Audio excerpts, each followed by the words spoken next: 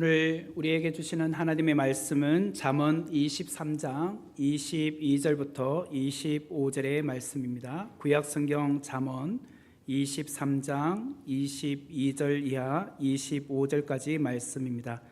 제가 갖고 있는 성경으로는 937페이지에 있습니다. 937페이지 잠언 23장 22절부터 25절입니다.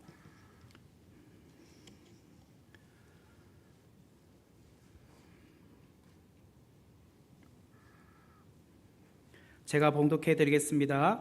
너를 낳은 아비에게 청종하고 내 늙은 어미를 경히 여기지 말지니라.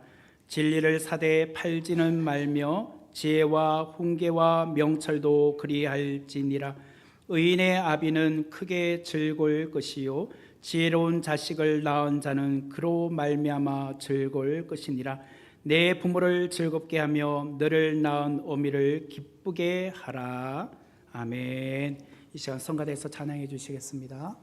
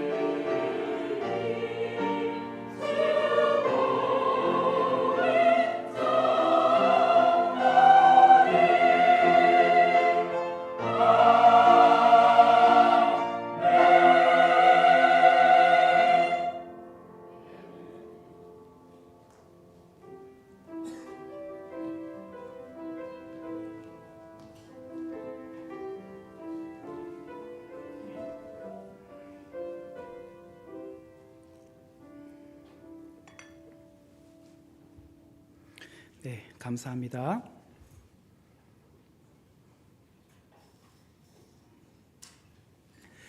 네, 오늘은 어버이 주일입니다.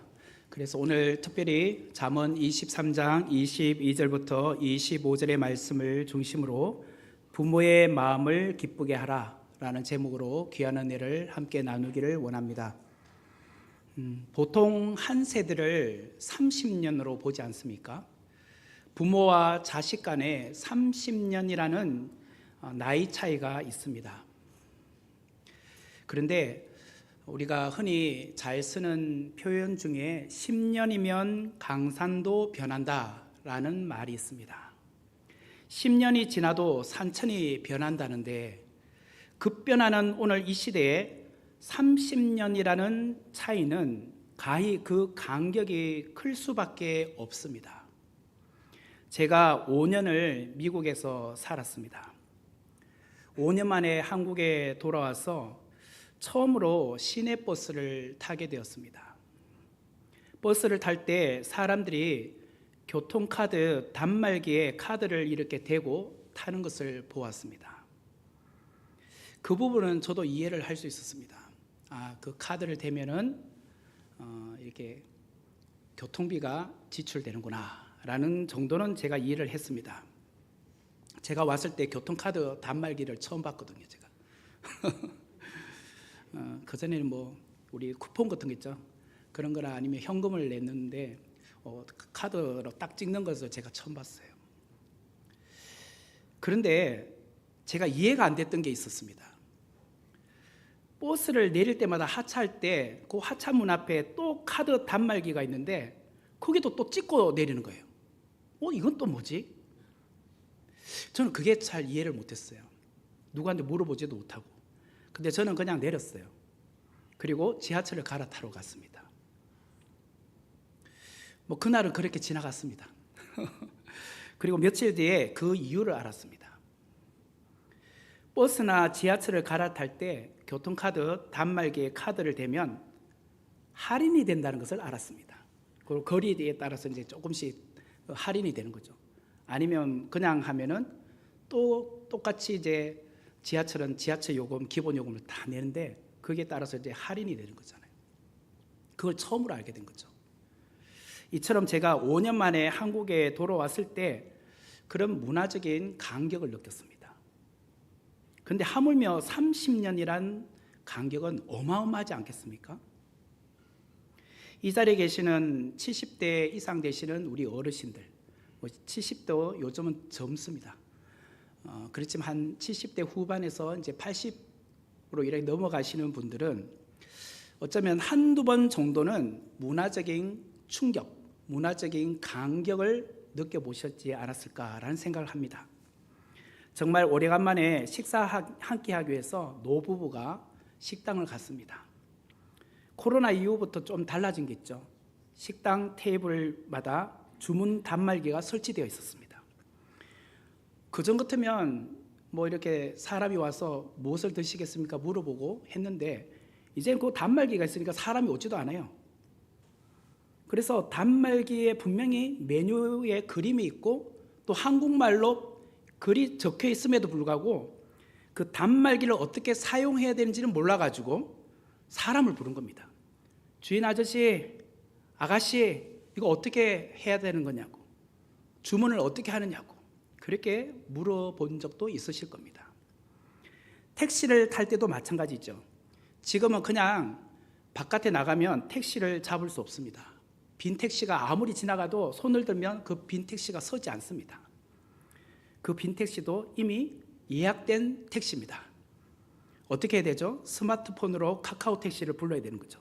그래서 목적지와 또 택시비를 자동 결제할 것을 입력을 합니다. 그러면 내릴 때 그냥 내리면 이미 다 결제가 되어 있는 겁니다. 사실 이런 것은 아무것도 아니에요. 여러분, 해외를 나가보시면 더 충격을 받습니다. 요즘은 스마트폰으로 비행기 탑승 예약도 하고 좌석 배정도 합니다. 내가 원하는 좌석을 핸드폰으로 이렇게 검색을 하면서 난 창가를 원한다, 또 안쪽 통로 쪽을 원한다, 또 뒤쪽을 원한다, 앞쪽을 원한다, 중간을 원한다. 이런 것을 다 기본적으로 내가 정하는 겁니다. 해외 나가보면 보통 택시를 타는데 공항 앞에 뭐 택시도 있겠지만 기본적으로는 이제는 우리나라처럼 카카오 택시처럼 우버 택시를 부릅니다. 아마 여러분 사용해 보셨는지 모르겠어요. 그래서 다 스마트폰으로 택시를 부르는 겁니다. 외국에도 똑같습니다. 이 또한 참 쉽지 않죠. 그리고 외국어를 몰라도 크게 걱정할 이유도 없습니다. 비영어권을 가더라도 그 나라 언어를 스마트폰에 이렇게 언어를 번역하는 것을 다운받아 놓으면 됩니다. 그리고 택시를 타면은 내가 한국말로 말하면 됩니다. 핸드폰에다가. 그러면 그것이 번역되어서 그 나라 말로 나옵니다. 그럼 택시 운전사가 어디로 가자구나, 뭘 하자구나, 기본적인 의사소통이 가능해졌습니다. 근데 이런 것을 스마트폰을 모르면은 할 수가 없는 거죠. 지난 월요일 날 어린이날이기도 하고 스카탄신이었죠. 그때 김포에 사시는 저희 부모님 댁을 아내와 함께 방문했습니다.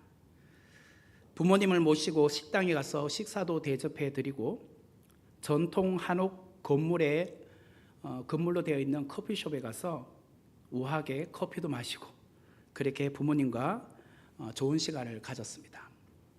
그런데 제가 이제 벌써 50이라는 나이를 넘었습니다. 그런데 그러고 보니까 저희 부모님은 80이 넘어 있는 겁니다. 그 앞에서는 내색을 할 수 없었지만 그동안 저를 키워주시고 기도해 주신 부모님에게 진심으로 감사한 마음도 있었지만 또 다른 한편으로는 목사로서 부모님께 제대로 재정적으로 지원해 드리지 못했고 목사가 바쁘다는 이유로 며칠 시간을 내어 부모님 모시고 여행도 가보지 못하는 그에 대해서 참 미안한 마음이 있었습니다. 그렇지만 제가 또 할 수 있는 범위에서 최선을 다하여 부모님께 효도를 다 해야겠다라는 마음을 가지고 집으로 돌아왔습니다. 25절의 말씀을 보면 내 부모를 즐거워하며 너를 낳은 어미를 기쁘게 하라 라고 되어 있습니다. 이 25절의 말씀을 가지고 제가 오늘 제목을 정했습니다. 부모의 마음을 기쁘게 하라. 여러분, 어떻게 하면 부모의 마음을 기쁘게 해드릴 수 있을까요? 어떻게 하면 부모의 마음을 기쁘게 해드릴까? 자주 찾아뵈면 될까요? 아니면 용돈을 넉넉하게 매달 규칙적으로 드리면 될까요? 이런 것들이 부모의 마음을 기쁘게 드리고 즐겁게 드릴 수 있는 것은 다 아니겠죠. 오늘 본문에 보면 부모에게 순종하는 것이 부모를 기쁘게 해드린 것이다 라고 말씀을 하고 있습니다. 부모에게 순종하는 것. 22절의 말씀을 보면 너를 낳은 아비에게 청종하고 내 늙은 어미를 경히 여기지 말지니라. 여기서 청종하고라는 말은 쉬운 성경이나 표준 세번역에는 순종하고라고 번역이 되어 있습니다. 그래서 다시 표현을 하면 너를 낳아준 아버지에게 순종하고 내 어머니가 나이 들어도 업신여기지 마라, 무시하지 말라, 이렇게 바꾸어서 번역할 수 있습니다. 결국 부모의 마음을 기쁘게 하는 것은 나를 낳아주신 부모님에게 부모님의 말씀을 잘 듣고 순종하는 것에 있다는 거예요. 자녀가 부모에게 순종하라는 말과 관련해서 가장 먼저 떠오르는 본문이 있다면 에베소서 6장 1절의 말씀일 겁니다. 에베소서 6장 1절 말씀에 의하면 자녀들아 주 안에서 너희 부모에게 순종하라. 이것이 옳으니라. 자녀가 부모에게 순종하는 것은 당연하죠. 그런데 단서가 붙어 있습니다. 주 안에서 순종하라라고 되어 있습니다. 이 말을 들으면 자녀가 부모의 말에 취사 선택하며 순종해야 된다라고 우리는 이해하게 됩니다. 부모의 말과 하나님의 뜻이 상반될 때 어떻게 할까? 그때는 부모의 말을 거역해도 되는가? 우리는 또 그런 생각이 듭니다. 그런데 그랜드 종합주석에 보면은 이 부분을 이렇게 해석을 해 놓았습니다. 부모의 명령과 하나님의 뜻이 상반될 때를 염두에 두고 바울이 기록했다기보다는 자녀의 부모에 대한 순종이 그리스도께 순종하는 것과 같아야 함을 강조한다. 우리는 주 안에서라는 말이 나오기 때문에 자꾸 부모의 명령과 하나님의 뜻이 상반될 때 이걸 염두에 두고 그때는 부모의 말에 거역해야 된다. 하나님의 말씀을 따라야 된다. 우리는 그쪽에만 자꾸 신경을 쓰지만 그랜드 종합주석은 자녀의 부모에 대한 순종이 그리스도께 순종하는 것과 같아야 한다. 여기에 이제 초점을 맞추라는 거예요. 주 안에서라는 단서 때문에 우리는 자꾸 그런 고민을 하게 된다는 거예요. 그런데 저는 이렇게 표현을 바꾸고 싶어요. 그 주 안에서라는 말을 영어로는 in the Lord라고 되어 있습니다. in the Lord. 주 안에서. 그런데 저는 이렇게 표현하고 싶어요. because of the Lord. 주님 때문에, 예수님 때문에 라고 바꾸어서 표현하고 싶어요. 무슨 말이냐면 자녀가 부모에게 순종해야 하는가? 그거는 주님 때문에 순종해야 된다는 거예요. 주님 때문에. 부모님이 옳아서 혹은 부모님의 인품이 훌륭해서 우리가 순종해야 된다는 것이 아니라 주님 때문에 우리 자녀는 부모에게 순종해야 된다는 거예요. 주님 때문에. 이게 무슨 뜻일까요? 우리가 어렸을 때는 부모는 절대적인 존재였습니다. 마치 전능자와 같았습니다. 모든 것을 다 알고 계시는 분으로 우리는 알았습니다. 그죠? 부모님은 모든 것을 할 수 있고 모든 것을 알고 계시는 분. 그런데 우리가 점점 나이가 들면서 성장하면서 부모도 또한 나이가 들어가죠. 그런데 봤더니 부모는 전능자가 아니었어요. 부모는 다 옳은 게 아니었어요. 때로는 실수하는 것도 봤어요. 그의 말씀에 오류가 있는 것도 발견하게 되었어요. 어떤 부부는 자녀가 부모보다 더 능력이 있어요. 경제적인 능력, 어떤 실력의 능력을 갖추고 있기도 해요. 자녀들이. 또 자녀가 부모보다 더 많은 것을 알고 있어요. 그렇다 할지라도 자녀들아 주 안에서, 다시 말하면 주님 때문에 너희 부모에게 순종해야 돼. 이 말이에요. 부모의 인격과 인품이 부족한 면이 보여도, 또 부모가 배운 것이 부족해도, 부모가 실수를 해도, 부모가 가진 것이 없어도 주님 때문에 부모에게 순종하라는 거예요. 이렇게 표현할 수 있다는 거예요. 24절의 말씀을 보면 의인의 아비는 크게 즐거울 것이요 지혜로운 자식을 낳은 자는 그로 말미암아 즐거울 것이니라. 이 말씀을 좀 그대로 자막에 두시면 여기 보면 동사가 똑같죠. 즐거울 것이요 즐거울 것이니라. 그래서 이제 동사가 하나라고 볼 수 있어요. 근데 주어가 두 개입니다. 의인의 아비는, 두 번째는 지혜로운 자식을 낳은 자는, 이렇게 주어가 두 개인데 동사는 하나예요. 즐거울 것이다. 그러면 여기 또 잘 보시면 아비라는 말과 지혜로운 자식을 낳은 자와 아비는 똑같은 거죠.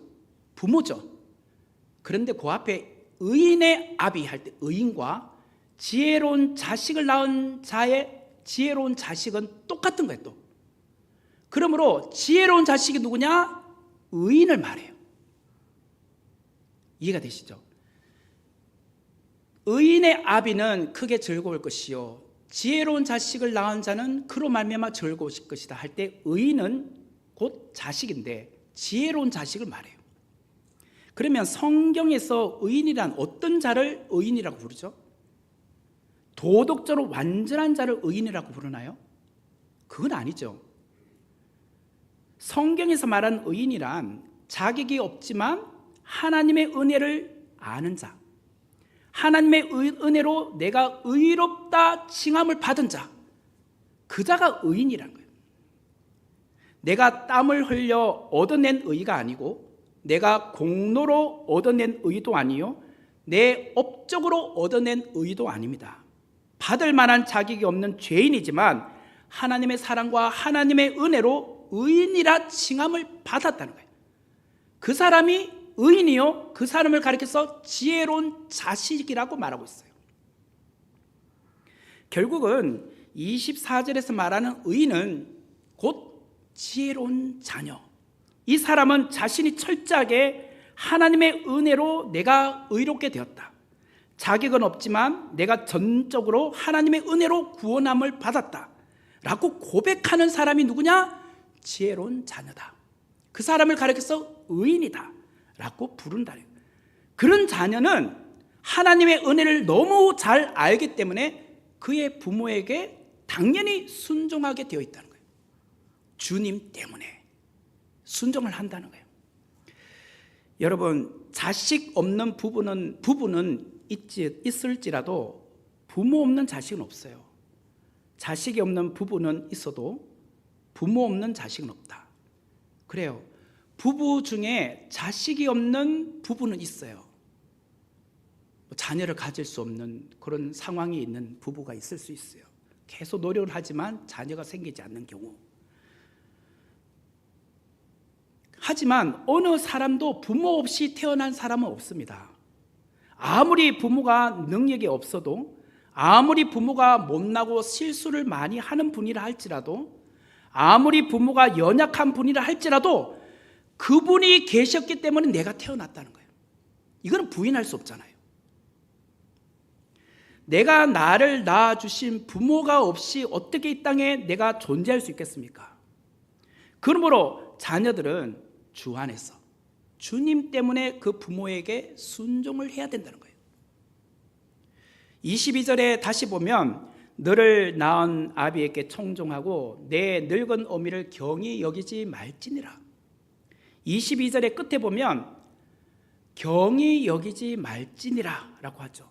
내 늙은 어미를 경히 여기지 말라. 다시 말하면 늙은 어머니를 업신여기지 말라, 무시하지 말라는 거예요. 우리는 때론 자식이 부모에게 이렇게 말할 때도 있어요. 엄마, 어디서 그런 구닥다리 같은 소리 듣고 왔어? 엄마, 그것도 몰라? 내가 몇 번이나 설명을 했는데 그것도 이해 못해? 그렇게 우리가 엄마에게 함부로 말할 때가 있어요. 지금 젊은 엄마를 업신여기지 말라고 말하지 않아요. 젊은 엄마들은요, 그래도 이해력이 빨라요. 조금만 들어도 그래, 이해했다 이렇게 되지만 늙은 어미는 몇 번을 설명해줘도 잘 모릅니다. 제가 저희 아버지한테 카톡 사용법을 알려드려도 아버지는 또 돌았으면 또 몰라요. 그래서 설명을 적어놔요. 여기 들어가서 그 다음 단계로 요리 가고 그림까지 그려요. 그대로 따라하다가 그게 또 안 되면 또 몰라요. 늙은 부모님은 그러신 거예요. 그렇다고 해서 늙은 어미를 경히 여겨야 될까요? 무시해도 될까요? 그러지 말라라고 말씀하고 있어요. 자식이 장성하면 엄마가 나보다 더 모르는 것은 많아요. 그렇지 않습니까? 오늘날처럼 정보화 시대, 최첨단의 AI 시대, 발음도 잘한데, 그죠? 요즘 잘 발음이 안 되는 것 같아요. 또박또박 하려고 하는데도 불구하고 제가 왜 이렇게 또박또박하게 하느냐면 어르신들이 잘 들으라고. 그래서 제가 또박또박하게 하면서 천천히 하고 있어요. 아셨는지 모르겠어요. 제가 그렇게 천천히 하는 사람 아닌데 설교할 때는 그렇게 하고 있어요. 새 핸드폰을 갖고 있어도요, 사실 기능을 잘 몰라요. 그냥 전화 받고 전화 거는 것밖에 잘 못해요. 겨우 좀 한다면 카카오톡 정도 사용할 줄 알아요. 솔직히 그 좋은 핸드폰은 내가 가졌으면 좋겠어요. 그죠? 그렇다고 해서 늙으신 부모님을 업신여겨도 될까요? 안 된다는 거예요. 만약에 엄마 그것도 몰라? 내가 몇 번이나 설명해 줬는데, 그런 말 하는 순간 우리의 부모님은 상처받아요. 마음문이 닫혀요. 다시는 안 물어봐요. 몰라도 그냥 지나가요. 또 상처받기 싫으니까. 여러분, 부모님을 한번 생각해 보세요. 우리 부모님이 살아오신 시대는 말도 안 되고 억압과 강압적인 분위기, 그런 사회적인 분위기 가운데 태어나고 자라셨다는 거. 예전에는 학교에서 학생은 무조건 맞았어요. 그렇죠? 저도 어렸을 때 중학교 다닐 때 있잖아요. 학교 선생님이 등수 한 칸 내려갔다고 한 대 때리더라고요. 2등 내려가면 2대 때리더라고요. 그리고 점수 몇 점 내려가면 몇 대 때리더라고요. 이유도 없이 맞았어요, 그냥. 부모님들의 학창 시절에도 똑같았을 겁니다. 집안은 가부장적 분위기였잖아요. 내가 하고 싶다고 다 할 수 있었나요? 없었습니다. 특별히 여자로 태어나신 분들은 대학도 가는 것은 내가 가고 싶다고 해서 갈 수 없었어요. 여자가 무슨 대학교야? 시집만 잘 가면 되지. 그랬었어요. 그죠? 그러면서 남동생이나 오빠가 대학 가는데 학비를 보조해 줘야 됐어요. 내가 희생했어야만 됐어요. 여자는 똑똑해도 실력이 있어도 초등학교만 나오면 되지 뭐. 중학교만 졸업해도 감지덕지라고 그렇게 부모는 말했어요. 그런 시절을 살아오신 우리의 어머니는 본인이 이루지 못한 대학의 꿈, 그리고 공부의 하늘, 자식에게 정말 대학 가기를 원한 거예요. 그렇게 본인은 희생을 해온 거예요. 자신의 그 원한을, 본인의 그 대학 못 간 것을 자녀가 이루어주기를 원했었어요. 그것이 우리가 너무 잘 아는 넷플릭스에 나오는 폭삭 속았수다에서 잘 보이잖아요. 뭐 모르는 분은 어쩔 수 없고. 우리의 어머니는 그렇게 살아오셨어요. 배울 기회가 많지 않았어요. 그런 부모에게 가장 큰 콤플렉스가 뭘까요? 학벌이에요. 지식의 부족함. 많이 배우지 못한 상황 가운데 살아오셨으니 그건 어쩔 수 없는 거 아닙니까? 그런데 우리는 그런 어머니에게 그것도 모르세요? 늙은 어머니를 경히 여기지 말라. 그렇게 말하고 있어요. 25절의 말씀을 보면 내 부모를 즐겁게 하며 너를 낳은 어미를 기쁘게 하라. 여러분, 자녀가 부모를 즐겁게 하며 기뻐해 드릴 수 있는 것은 또 무엇일까? 첫 번째는 제가 부모에게 순종하라고 했죠. 근데 두 번째가 있어요. 이게 두 번째가 더 중요한 것 같아요. 자녀가 부모를 즐겁게 하며 기쁘게 해 드릴 수 있는 것, 그거는 24절 말씀과 연결해서 25절을 봐야 돼요. 24절의 말씀 다시 보면 의인의 아비는 크게 즐거울 것이요 지혜로운 자식을 낳은 자는 그로 말미암아 즐거울 것이니라. 제가 앞에서도 설명을 드렸지만 지혜로운 자식이 의인이라고 했습니다. 이 의인은 하나님의 은혜를 아는 자죠. 다시 말하면 지혜롭다, 의인이다라는 말은 하나님을 경외하고 하나님을 잘 믿는 자녀를 말해요. 부모가 언제 즐겁게 여기고 기뻐하느냐, 자녀를 볼 때 하나님을 잘 믿는 것을 볼 때 그 자녀를 즐거워한다는 거예요. 이게 더 중요해요. 앞에 내용에 읽어보지는 않았지만 잠언 23장 15절의 말씀을 보면 내 아들아 만일 네 마음이 지혜로우면 나 곧 내 마음이 즐겁겠고, 여기서 지혜로우면 곧 그게 하나님을 경외하는 거죠. 네가 하나님을 잘 경외하고 그런 사람이 되면 내 마음도 즐겁겠다고 말하고 있어요. 여러분, 잠언에서 말하는 지혜가 뭘까? 잠언 1장 7절이 나오죠. 잠언 1장 7절, 제가 여러 차례 말했지만 여호와를 경외하는 것이 지식의 근본이거늘. 여호와를 경외하는 것이 지식의 근본, 곧 지혜다. 하나님을 믿는 부모가 자녀를 볼 때 가장 즐겁고 기쁜 것은 내 자녀가 신앙생활을 열심히 하는 것, 믿음으로 살아가고 있는 것, 그거를 볼 때 가장 기쁘다는 거예요. 또 잠언 23장 17절의 말씀에 의하면 내 마음으로 죄인의 형통을 부러워하지 말고 항상 여호와를 경외하라. 우리가 인생을 살다 보면요, 죄인들의 형통함을 봅니다. 죄인들은 불법을 행하고 편법을 쓰고 있지만 너무 잘 되는 겁니다.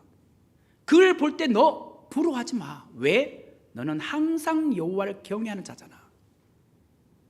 그런 자로 살아라고 말씀하고 있어요. 나는 너가 죄인들의 형통함 가운데 사는 것을 부러워하기보다 정말 하나님을 잘 믿고 그렇게 생활하는 것을 나는 더 기뻐해 라고 말씀하는 거예요. 24절과 25절의 말씀을 제가 다시 한번 읽어볼게요.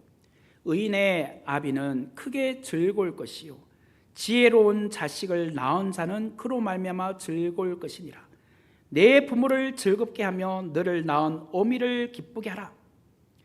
의인의 아비가 크게 즐거워하는 것, 지혜로운 자식을 낳은 부모가 그 자식으로 말미암아 즐거워하는 것은 다른 것에 있는 것이 아니라 자녀가 하나님을 경외하면서 신앙생활을 잘 하는 것을 볼 때 그 부모의 마음은 즐겁고 기쁘다는 거예요. 그래서 저는 오늘 두 가지를 말하고 있어요. 지금 부모가 자녀를 볼 때 언제 기뻐하고 즐거워하느냐? 부모에게 순종할 때, 주 안에서 주님 때문에 순종할 때. 두 번째가 더 중요한데 정말 믿음 생활 잘할 때, 그걸 볼 때 믿는 부모로서 너무 기쁘다는 거예요. 저의 이야기를 짧게 하고자 합니다. 제 이야기라서 여러분 어떻게 생각할지 모르겠지만 그냥 어버이 주일이니까 솔직하게 제가 말씀드릴게요. 저의 부모님은 부산에서 28년간 목회하시다가 2012년도에 은퇴하신 이후에 곧바로 아무 연고도 없는 김포로 올라오셨습니다. 은퇴하자마자 그 다음 주일날 이사로 오셔서 올라오신 거예요. 그 당시에는 부모님이 사시는 곳은 주변 환경은 조성되어 있지 않았습니다. 가까운 곳에 마트도 없었고 시장도 없었습니다. 그래서 5일장이 열렸어요. 5일마다 그 열리는 그 장에 가서 식료품을 사서 그렇게 생활을 하셨어요. 그렇지 않으면 몇십 분을 거쳐서 버스를 타고 나가야지만 장을 볼 수 있었기 때문이죠.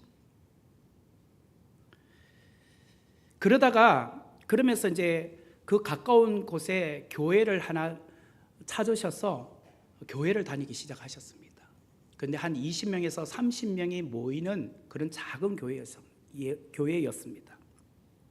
그렇게 매주 그 교회에 출석하면서 예배를 드리고 있다가 그때가 이제 2012년도라고 했어요. 그렇게 해서 쭉 다니고 계시다가 제가 2016년도 2월에 서울 서초구 양재동에 교회를 개척하게 되었습니다. 그리고 한 4년 정도 지났죠. 2016년 2월에 서울 서초구 양재동에 교회를 개척하게 되었어요. 그때부터 제가 개척한 교회를 7년간, 그러니까 제가 선목교회 담임으로 오기 이전까지 7년간 매주일 대중교통으로 2시간가량 그렇게 차를 타고 지하철 타고 예배를 드리러 오셨습니다. 저는 날씨가 춥거나 비가 오거나 눈이 오는 날이면 부모님에게 전화를 했습니다. 아버지, 어머니, 오늘은 이곳 멀리 양재동까지 오지 마세요. 위험해요. 다칠 수 있어요. 그냥 이전에 다니셨던 그 교회 가셔서 오늘은 예배 드리시라고. 저는 걱정이 되잖아요. 2시간가량 이렇게 오시다가 빗길에 눈길에 넘어지면 어떡해요. 실제로 넘어진 적도 있었어요. 지하철 계단에 이렇게 올라오는데 다른 사람하고 이렇게 내려간 사람하고 부딪히다가 저희 어머니께서 이렇게 넘어진 적이 있었어요. 그래서 계단 몇 개를 굴러 넘어진 적이 있었다고 해요. 근데 그것도 그때 말 안 해주셨어요. 걱정할까 봐 제가. 한 몇 주 지나서 그때서야 비로소 저한테 말해 주셨어요.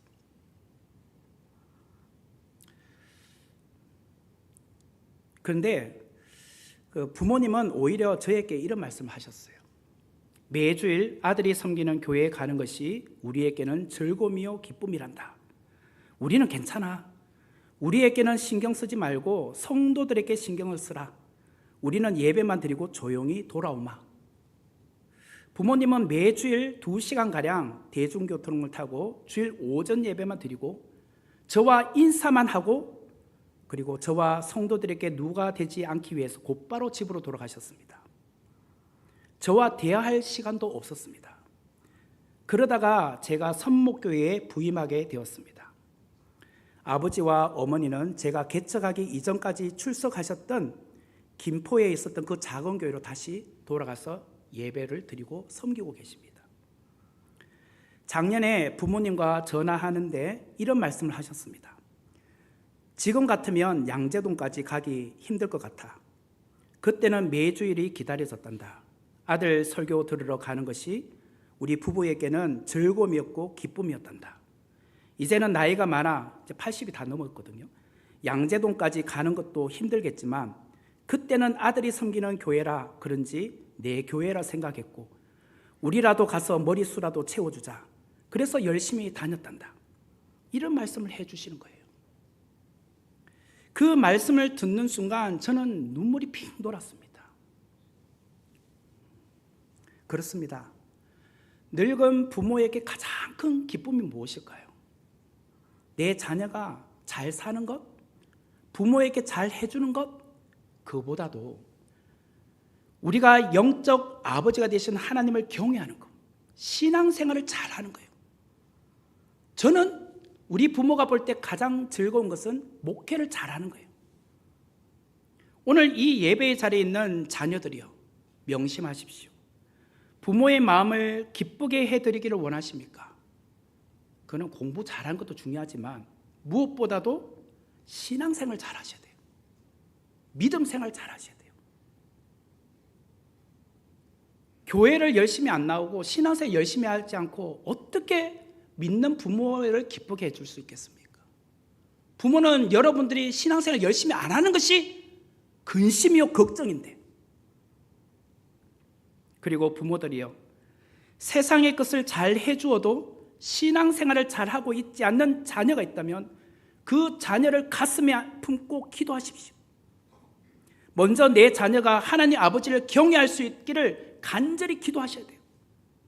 아무리 그 자녀가 세상적으로 잘 되고 매번 용돈을 보내주고 맛있는 거 사주어도 신앙생활 제대로 안 하면 영적으로 죽은 거잖아요.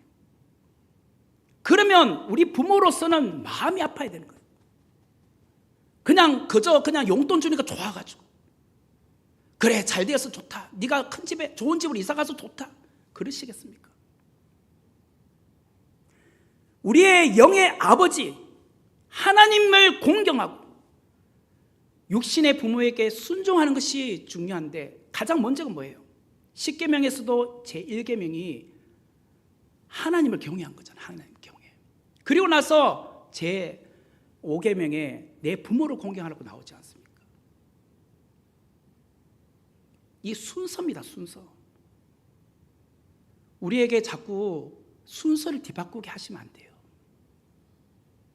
여러분, 부모는 가장 먼저 이것을 위해서 기도하셔야 돼요.